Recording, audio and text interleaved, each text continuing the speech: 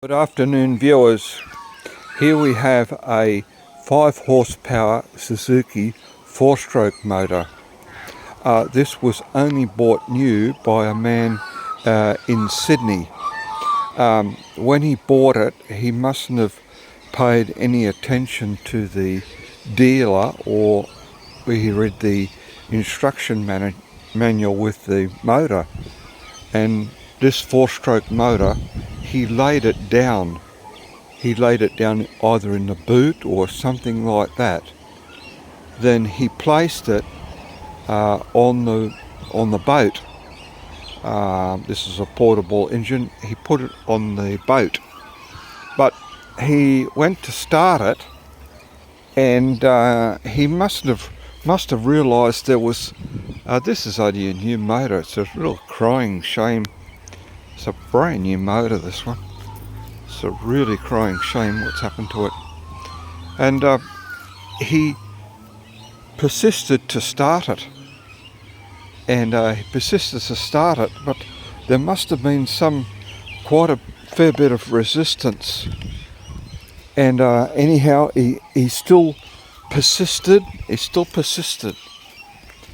And oil does leak out of these 4-strokes if they're laid down incorrectly.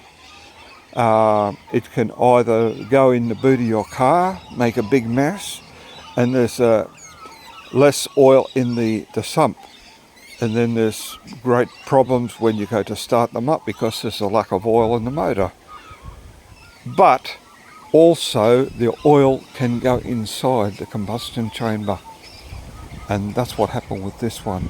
And this owner, he persisted in trying to start it with oil inside. This is a single cylinder 4-stroke. In the bottom here where I'm pointing, there is a valve.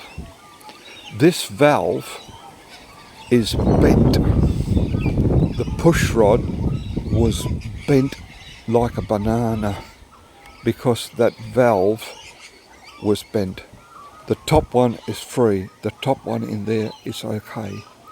The bottom one is bent, and that's why it bent the push rod. Now this motor has to have the cylinder head off, and it has to have a cylinder head rebuilt to fix it, because it's not only a valve, it's the valve guide, everything. Everything has to be fixed up totally on this motor, a brand new motor. Now the dealers, I'm not saying what dealer it was a dealer in Sydney. They must have felt some responsibility for what's happened, and they gave the guy a fairly good price to correct it. But however, he thought it was too much on a brand new motor that he'd made the mistake with. You can't really say it's a warranty problem, because it's not. We have to read the instruction manual and obey it, because otherwise these things won't happen. So I'm saying, folks, this motor is not going. It's going to take big money to get it going. But I show this video as an educational video, just to be careful with 4-strokes, because if you're not careful, this is what can happen. Try to keep them basically in an upright position. That's pretty safe. Otherwise, we get a bag here, a bag of parts. A bent push rod, a valve spring removed by the dealer just to show the problem in the motor, and that is a bent valve.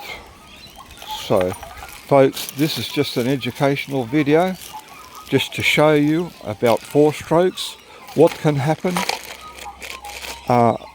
Everyone knows I love 2-strokes, and we don't have this problem with a 2-stroke motor. You can lay them down and do whatever you want with them. They're a good basic motor. But this day and age, 2 strokes are going out. The government says 4 strokes are the go. There's less pollution with them. They're better for the environment. Well, how is that? I run 4 strokes here in water. It takes longer, but after a while there's still oil.